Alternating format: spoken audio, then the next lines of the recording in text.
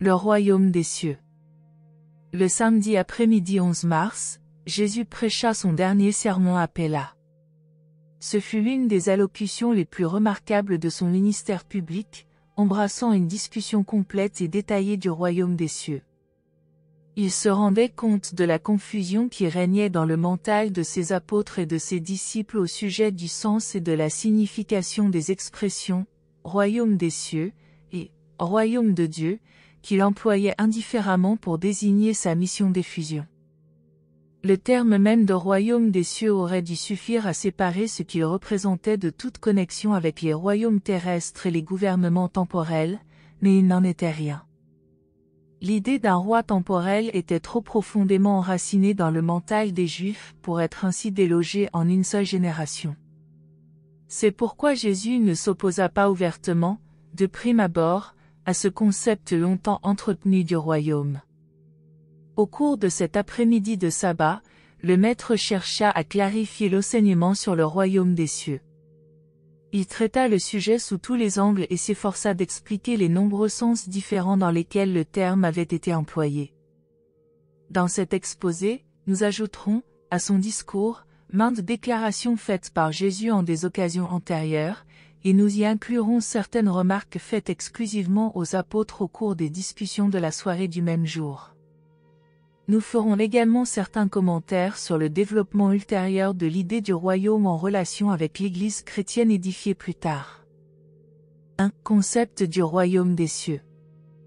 En liaison avec le récit du sermon de Jésus, il faut noter que l'ensemble des écritures hébraïques comporte un double concept du royaume des cieux. Les prophètes ont présenté le royaume de Dieu comme étant 1. Une réalité présente, et comme 2. Un espoir futur, quand le royaume serait réalisé dans sa plénitude au moment de l'apparition du Messie. C'est le concept du royaume enseigné par Jean le Baptiste. Dès le début, Jésus et les apôtres enseignèrent chacun de ces deux concepts. Il faudrait garder présente à la mémoire deux autres idées du royaume. 3. Le concept juif ultérieur d'un royaume mondial et transcendantal d'origine surnaturelle et d'inauguration miraculeuse. 4. Les enseignements persans décrivant l'établissement d'un royaume divin en tant qu'aboutissement du triomphe du bien sur le mal à la fin du monde. Juste avant la venue de Jésus sur terre, les Juifs combinaient et confondaient toutes ces idées du royaume dans leur concept apocalyptique de la venue du Messie pour établir l'âge du triomphe juif, l'âge éternel de la souveraineté suprême de Dieu sur terre, le nouveau monde, l'ère où l'humanité adorerait Yahweh. En choisissant d'utiliser ce concept du royaume des cieux, Jésus décida de s'approprier l'héritage le plus élevé et le plus essentiel des deux religions juives et persanes. Le royaume des cieux, tel qu'il a été tantôt justement et tantôt faussement compris durant les siècles de l'ère chrétienne, embrassait quatre groupes distincts d'idées. 1. Le concept des Juifs. 2. Le concept des Persans. 3. Le concept d'expérience personnelle de Jésus, le royaume des cieux en vous. 4. Les concepts composites et confus que les fondateurs et promoteurs du christianisme ont cherché à inculquer au monde. À différentes époques et dans des circonstances variées, il semble que Jésus ait présenté de nombreux concepts du royaume dans ses leçons publiques. Mais, à ses apôtres, il enseigna toujours le royaume comme embrassant l'expérience personnelle d'un homme par rapport à ses contemporains sur terre et au Père dans les cieux. Ces derniers mots, au sujet du royaume, étaient toujours « le royaume est en vous ». 3 facteurs ont causé des siècles de confusion au sujet du sens de l'expression « le royaume des cieux ». 1. La confusion causée par l'idée du « royaume » au cours de son remaniement progressif par Jésus et ses apôtres, en passant par diverses phases. 2. La confusion qui accompagna inévitablement la transplantation du christianisme primitif d'un terrain juif sur un terrain païen. 3. La confusion inhérente au fait que le christianisme devint une religion organisée autour de l'idée centrale de la personne de Jésus. L'évangile du royaume devint de plus en plus une religion à propos de Jésus. 2. Le concept du royaume chez Jésus. Le Maître fit apparaître clairement que le royaume des cieux doit commencer par le double concept de la vérité de la paternité de Dieu et le fait corrélatif de la fraternité des hommes, et qu'il doit rester centré sur ce double concept. Jésus déclara que l'acceptation d'un tel enseignement libérerait les hommes de l'asservissement millénaire à la crainte animale, et en même temps enrichirait la vie humaine avec les dons suivants de la nouvelle vie de liberté spirituelle. 1. La possession d'un nouveau courage et d'un pouvoir spirituel accru. L'évangile du royaume devait libérer l'homme et lui donner l'inspiration propre à oser espérer la vie éternelle. 2. L'évangile apportait un message de nouvelle confiance et de vraie consolation à tous les hommes, même aux pauvres. 3. L'évangile était lui-même un nouvel étalon des valeurs morales, un nouveau critère éthique permettant de mesurer la conduite humaine. Il décrivait l'idéal d'un nouvel ordre social qui en serait la conséquence. 4. Il enseignait la primauté du spirituel comparé au matériel, il glorifiait les réalités spirituelles et exaltait les idéaux suprahumains. 5. Ce nouvel évangile présentait l'aboutissement spirituel comme le vrai but de la vie. La vie humaine recevait une nouvelle dotation de valeurs morales et de dignité divine. 6. Jésus enseigna que les réalités éternelles étaient le résultat, la récompense, de la droiture dans les efforts terrestres. Le séjour des mortels sur terre acquit de nouvelles significations comme conséquence de la reconnaissance d'une noble destinée. 7. Le nouvel évangile affirmait que le salut humain est la révélation d'un dessein divin de grande envergure devant être accompli et réalisé dans la destinée future du service sans fin des fils de Dieu qui seraient sauvés. Ces enseignements couvrent l'idée amplifiée du royaume que Jésus enseignait. Ce grand concept n'était guère inclus dans les notions élémentaires et confuses que Jean le Baptiste enseignait sur le royaume. Les apôtres étaient incapables de saisir la signification réelle des propos du Maître concernant le royaume. La déformation ultérieure des enseignements de Jésus, tels qu'ils sont enregistrés dans le Nouveau Testament, provient de ce que le concept des auteurs évangéliques était empreint de la croyance que Jésus s'était seulement absenté de ce monde pour une brève période, et qu'il ne tarderait pas à revenir pour établir le royaume en puissance et en gloire, exactement l'idée à laquelle ils s'étaient attachés pendant que le Maître était avec eux dans la chair. Mais Jésus n'avait pas lié l'établissement du royaume à l'idée de son retour dans ce monde. Que les siècles aient passé sans aucun signe de l'apparition du « nouvel âge », ne contredit en rien l'enseignement de Jésus. Le grand effort incorporé dans ce sermon fut la tentative pour transférer le concept du royaume des cieux dans l'idéal de l'idée de faire la volonté de Dieu. Depuis longtemps, le Maître avait appris à ses disciples à prier « Que ton règne vienne, que ta volonté soit faite ». À cette époque, il chercha sérieusement à leur faire abandonner l'emploi de l'expression « royaume de Dieu » en faveur d'un équivalent plus pratique, la volonté de Dieu, mais il n'y parvint pas. Jésus désirait substituer à l'idée de royaume, de roi et de sujet, le concept de la famille céleste, du Père céleste et des fils de Dieu libérés, engagés dans un service joyeux et volontaire en faveur de leurs semblables humains et dans l'adoration sublime et intelligente de Dieu le Père. Jusque-là, les apôtres avaient acquis un double point de vue sur le royaume. Ils le considéraient comme 1. Une affaire d'expérience personnelle alors présente dans le cœur des vrais croyants. 2. Une question de phénomène racial ou mondial, le royaume était dans l'avenir, quelque chose qu'il fallait envisager avec plaisir. Les apôtres considéraient la venue du royaume dans le cœur des hommes comme un développement graduel, semblable au levain dans la pâte ou à la croissance du grain de sénévé. Ils croyaient que la venue du royaume au sens racial ou mondial serait à la fois soudaine et spectaculaire. Jamais Jésus ne se lassa de leur dire que le royaume des cieux était leur expérience personnelle consistant à réaliser les qualités supérieures de la vie spirituelle, et que ces réalités de l'expérience spirituelle sont progressivement transférées vers des plans nouveaux et supérieurs de certitude divine et de grandeur éternelle. Cet après-midi-là, le Maître enseigna nettement un nouveau concept de la double nature du royaume, en ce sens qu'il en décrivit les deux phases suivantes.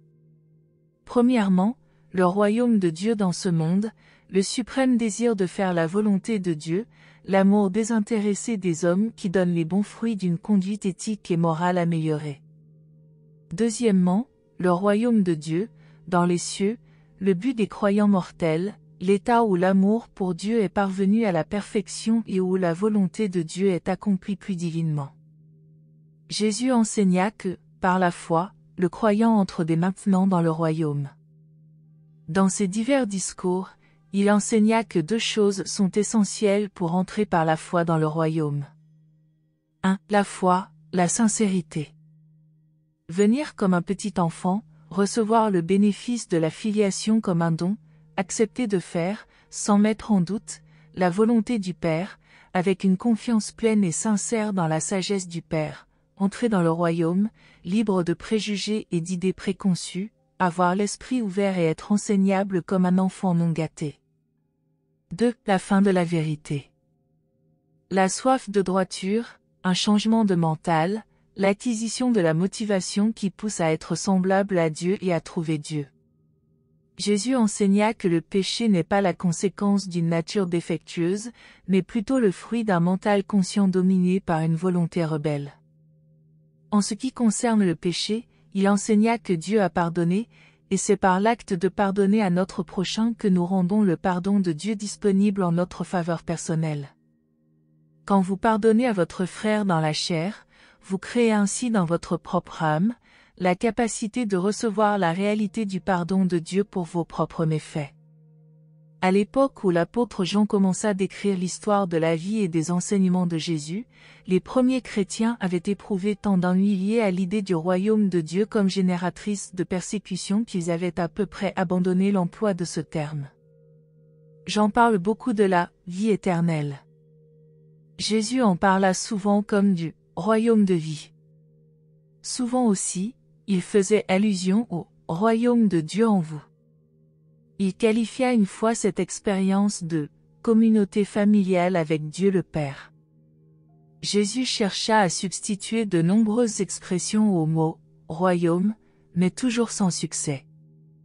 Il employa entre autres la famille de Dieu, la volonté du Père, les amis de Dieu, la communauté des croyants, la fraternité des hommes, le bercail du Père, les enfants de Dieu, la communauté des fidèles, le service du Père et les fils de Dieu affranchis. Mais il ne put éviter d'utiliser l'idée de royaume. Ce fut seulement un demi-siècle plus tard, après la destruction de Jérusalem par les armées romaines, que ce concept du royaume commença à changer. Il se transforma en culte de la vie éternelle, tandis que ses aspects sociaux et institutionnels étaient pris en charge par l'Église chrétienne en voie de développement et de cristallisation rapide. 3. En rapport avec la droiture. Jésus s'efforça toujours d'inculquer à ses apôtres et disciples la nécessité d'acquérir, par la foi, une droiture qui dépasserait celle des œuvres serviles que certains scribes et pharisiens étalaient avec tant de vanité devant le monde. Jésus enseigna que la foi, la simple croyance enfantine, est la clé de la porte du royaume, mais il enseigna également qu'après avoir passé la porte, il y a les degrés successifs de droiture que chaque enfant croyant doit gravir pour grandir jusqu'à la pleine stature des robustes fils de Dieu. C'est par l'étude de la technique pour recevoir le pardon de Dieu que se révèle la manière d'atteindre la droiture du royaume. La foi est le prix que vous payez pour entrer dans la famille de Dieu, mais le pardon est l'acte de Dieu acceptant votre foi comme prix d'admission. Et la réception du pardon de Dieu par un croyant au royaume implique une expérience précise et réelle comprenant les 4 étapes suivantes, les étapes du royaume de la droiture intérieure. 1. L'homme peut disposer effectivement du pardon de Dieu et en faire l'expérience personnelle dans la mesure exacte où il pardonne à ses semblables. 2. Un homme ne pardonne pas véritablement à ses semblables, à moins de les aimer comme lui-même. 3. Le fait d'aimer ainsi son prochain comme soi-même est l'éthique la plus élevée. 4. La conduite morale, la vraie droiture, est alors le résultat naturel de cet amour. Il est donc évident que la vraie religion intérieure du royaume tend infailliblement, et de plus en plus, à se manifester dans les voies pratiques du service social. Jésus enseigna une religion vivante qui incitait ses fidèles à s'engager dans des actes de service expression de l'amour. Mais Jésus ne substitua pas l'éthique à la religion. Il enseigna la religion comme une cause, et l'éthique comme un résultat. La droiture d'un acte doit se mesurer à son mobile, les formes les plus élevées du bien sont donc inconscientes. Jésus ne s'intéressa jamais à la morale ni à l'éthique en elle-même. Il s'occupa exclusivement de la communion intérieure et spirituelle avec Dieu le Père, communion qui se manifeste si directement et si certainement sous forme de services extérieurs rendus aux hommes avec amour. Il enseigna que la religion du royaume est une expérience personnelle authentique que nul ne peut conserver pour lui-même. La conscience d'être un membre de la famille des croyants conduit inévitablement à pratiquer les préceptes de la bonne conduite familiale, le service des frères et sœurs dans l'effort pour rehausser et développer la fraternité. La religion du royaume est personnelle, individuelle, ses fruits, ses résultats, sont familiaux et sociaux. Jésus ne manquait jamais d'exalter le caractère sacré de l'individu par contraste avec la communauté. Mais il reconnaissait également que l'homme développe son caractère par le service désintéressé, il déploie sa nature morale dans des rapports affectueux avec ses semblables.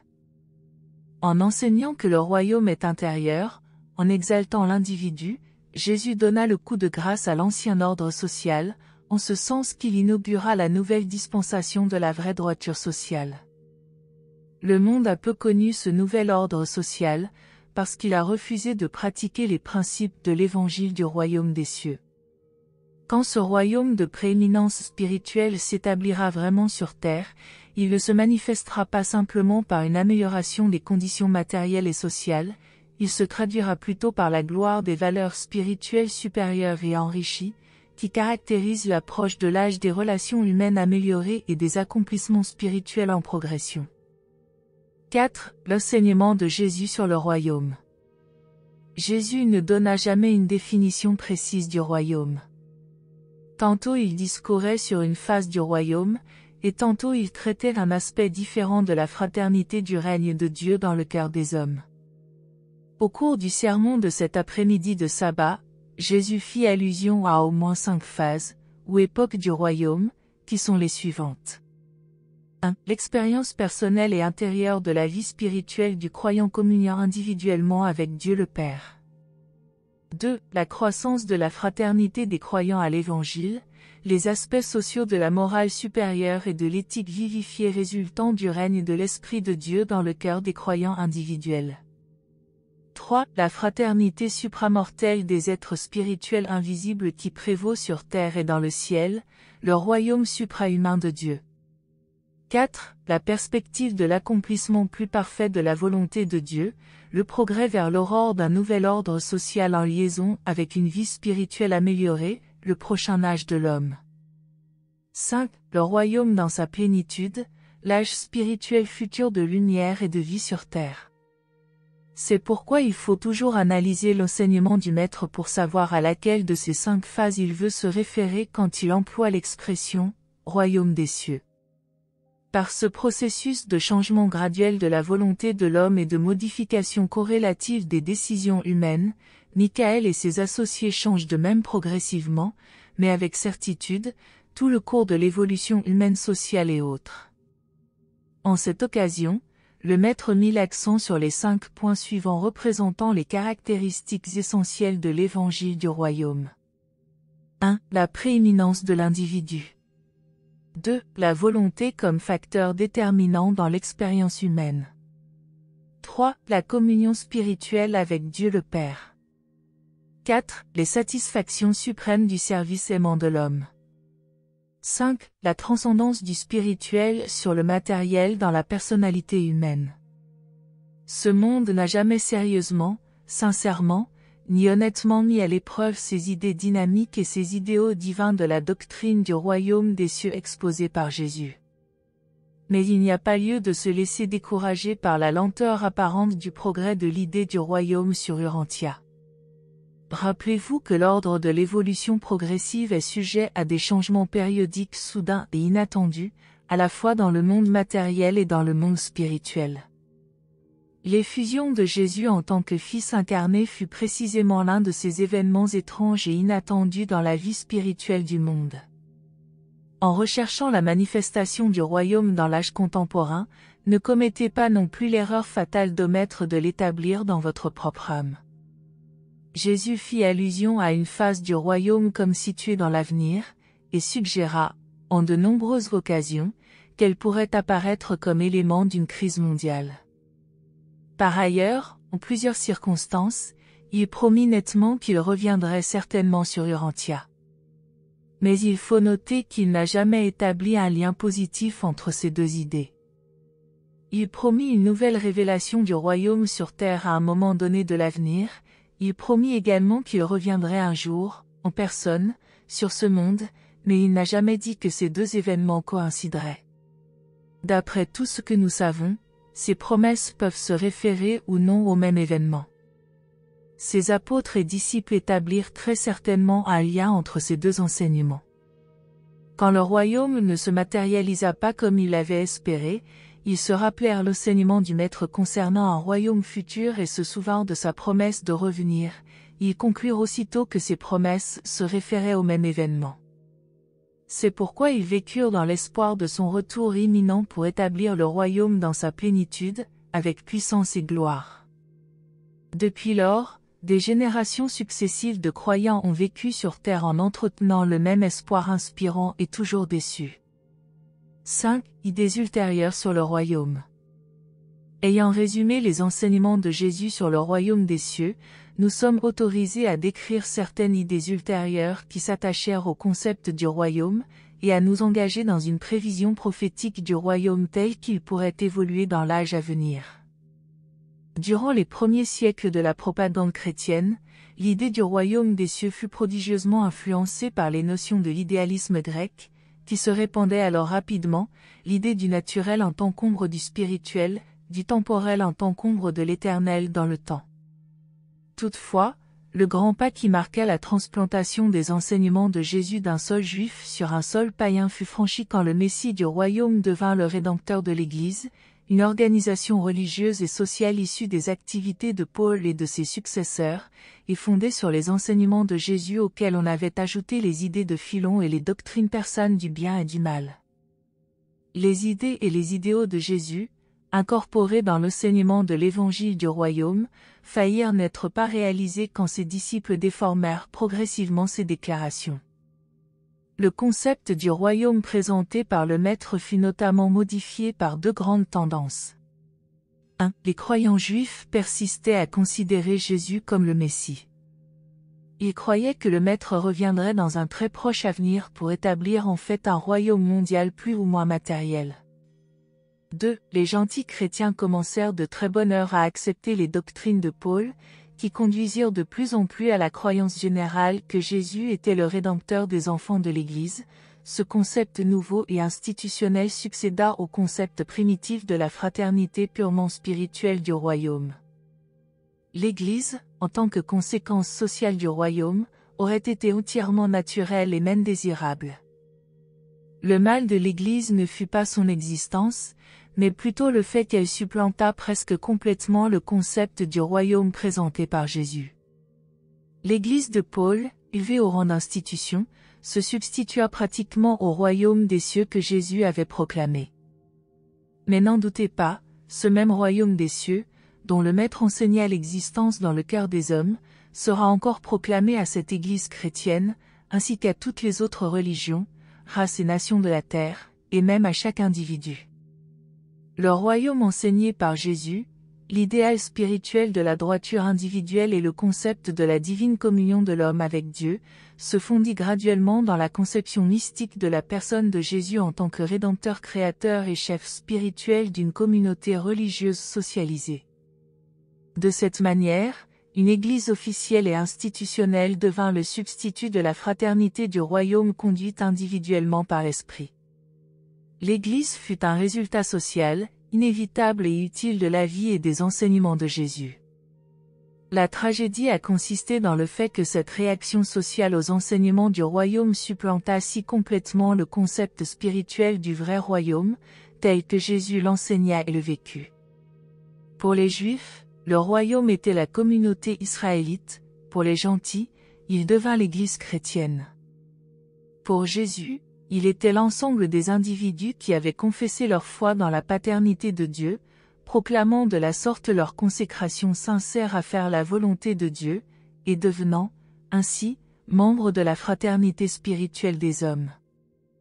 Le Maître comprenait parfaitement que certains résultats sociaux apparaîtraient dans le monde comme conséquence de la diffusion de l'évangile du royaume. Mais son intention était que toutes ces manifestations sociales désirables surviennent comme des conséquences, inconscientes et inévitables, comme des fruits naturels de l'expérience personnelle intérieure des croyants individuels, de cette communauté et de cette communion purement spirituelle, avec l'Esprit divin qui habite et anime tous ses croyants. Jésus prévoyait qu'une organisation sociale, ou Église, suivrait le progrès du véritable royaume spirituel, et c'est pourquoi il ne s'opposa jamais à ce que les apôtres pratiquent le rite du baptême de Jean. Il enseigna que l'âme qui aime la vérité, celle qui a faim et soif de droiture et de Dieu, est admise par la foi dans le royaume spirituel. En même temps, les apôtres enseignaient que le même croyant est admis dans l'organisation sociale des disciples par le rite extérieur du baptême. Quand les disciples immédiats de Jésus reconnurent leur échec partiel pour réaliser l'idéal consistant à établir le royaume dans le cœur des hommes par la domination et la gouverne de l'esprit chez les croyants individuels, ils cherchèrent à éviter que l'enseignement du Maître ne fût entièrement perdu. À cet effet, ils substituèrent à son idéal du royaume la création progressive d'une organisation sociale visible, l'Église chrétienne. Quand ils eurent accompli ce programme de substitution, ils se mirent à situer le royaume dans l'avenir, afin de maintenir la cohérence et d'assurer la recognition des enseignements du Maître sur le fait du royaume. Dès que l'Église fut solidement établie, elle commença à enseigner qu'en réalité le royaume devait apparaître à l'apogée de l'ère chrétienne, à la seconde venue du Christ. De cette manière, le royaume devint le concept d'un âge, l'idée d'une visitation future, et l'idéal de la rédemption finale des saints du Très-Haut. Les premiers chrétiens, et beaucoup trop de chrétiens ultérieurs, perdirent généralement de vue l'idée de Père et Fils incorporée dans l'enseignement de Jésus sur le royaume, tandis qu'ils y substituaient la communauté sociale bien organisée de l'Église. En somme, l'Église devint ainsi principalement une fraternité sociale qui se substitua effectivement au concept et à l'idéal de Jésus d'une fraternité spirituelle. Le concept idéal de Jésus échoua en grande partie, mais, sur les fondements de la vie et des enseignements personnels du Maître, complétés par les concepts grecs et persans de la vie éternelle, et accrus par la doctrine de Philon sur le contraste du temporel avec le spirituel, Paul se mit à bâtir l'une des sociétés humaines les plus progressives qui ait jamais existé sur Urantia. Le concept de Jésus est encore vivant dans les religions évoluées du monde. L'Église chrétienne de Paul est l'ombre socialisée et humanisée du royaume des cieux projeté par Jésus, et tel que cependant il deviendra très certainement. Paul et ses successeurs transférèrent partiellement de l'individu à l'Église la responsabilité des problèmes concernant la vie éternelle. Le Christ devint ainsi le chef de l'Église plutôt que le frère aîné de chaque croyant de la famille du Père dans le royaume. Paul et ses contemporains appliquèrent à l'Église, en tant que groupe de croyants, toutes les implications spirituelles de Jésus concernant sa propre personne et les croyants individuels. Ce faisant, ils portèrent un coup mortel au concept de Jésus proclamant le royaume divin dans le cœur de chaque croyant. Ainsi, durant des siècles, l'Église chrétienne a été fort gênée dans ses œuvres parce qu'elle a osé s'attribuer les mystérieux pouvoirs et privilèges du royaume. Or, ceux-ci ne peuvent être exercés et expérimentés qu'entre Jésus et ses frères spirituels croyants. Ainsi, il devient clair que l'appartenance à l'Église ne signifie pas nécessairement communauté dans le royaume, la seconde est spirituelle, la première est principalement sociale. Tôt ou tard, un Jean le Baptiste nouveau et plus grand se dressera en proclamant que « le royaume de Dieu est à portée de la main », signifiant un retour au concept supérieur de Jésus qui proclamait que le royaume est la volonté de son Père céleste, dominante et transcendante, dans le cœur des croyants. Et il accomplira tout cela sans faire la moindre allusion à l'Église terrestre visible, ni à la seconde venue anticipée du Christ. Il faut qu'il se produise une renaissance des enseignements de Jésus tels qu'il les a donnés, que sa doctrine soit réexposée de manière à rectifier l'œuvre des disciples initiaux qui entreprirent de créer un système socio-philosophique de croyance concernant le fait du séjour de Michael sur terre. En très peu de temps, l'enseignement de cette histoire à propos de Jésus supplanta presque entièrement l'enseignement de l'évangile de Jésus sur le royaume. De cette manière, une religion historique se substitua à l'enseignement dans lequel Jésus avait mêlé les idées morales et les idéaux spirituels les plus élevés des hommes avec leur plus sublime espérance pour l'avenir, la vie éternelle. Or, c'était là l'évangile du royaume. C'est précisément parce que l'évangile de Jésus présentait tant d'aspects différents qu'en l'espace de quelques siècles, ceux qui étudièrent les récits de ces enseignements se divisèrent en tant de cultes et de sectes. Cette pitoyable subdivision des croyants chrétiens résulte de leur incapacité de discerner, dans les aspects multiples des enseignements du Maître, la divine unité de sa vie incomparable. Mais il viendra un jour où les vrais croyants en Jésus ne seront pas spirituellement divisés de la sorte dans leur attitude devant les incroyants. Nous pouvons toujours avoir une diversité de compréhension et d'interprétation intellectuelle, et même divers degrés de socialisation, mais le défaut de fraternité spirituelle est à la fois inexcusable et répréhensible. Ne vous y trompez pas. Il y a, dans les enseignements de Jésus, une nature éternelle qui ne leur permettra pas de rester indéfiniment stériles dans le cœur des hommes réfléchis. Le royaume tel que Jésus le concevait a échoué dans une grande mesure sur terre. Pour l'instant, une église extérieure a pris sa place, mais vous devriez comprendre que cette église est seulement l'état larvaire du royaume spirituel contrecarré. Elle fera traverser au royaume le présent âge matériel et le conduira jusqu'à une dispensation plus spirituelle où les enseignements du Maître trouveront l'occasion de se développer plus pleinement. L'Église dite chrétienne devient de cette manière la chrysalide où sommeille maintenant le concept du royaume selon Jésus. Le royaume de la fraternité divine est toujours vivant, il est sûr de sortir finalement et certainement de sa longue submersion, tout aussi sûrement que le papillon finit par émerger en tant que magnifique développement de sa chrysalide métamorphique moins attrayante. Merci de nous avoir rejoints aujourd'hui, et je vous retrouve bientôt pour une nouvelle exploration passionnante.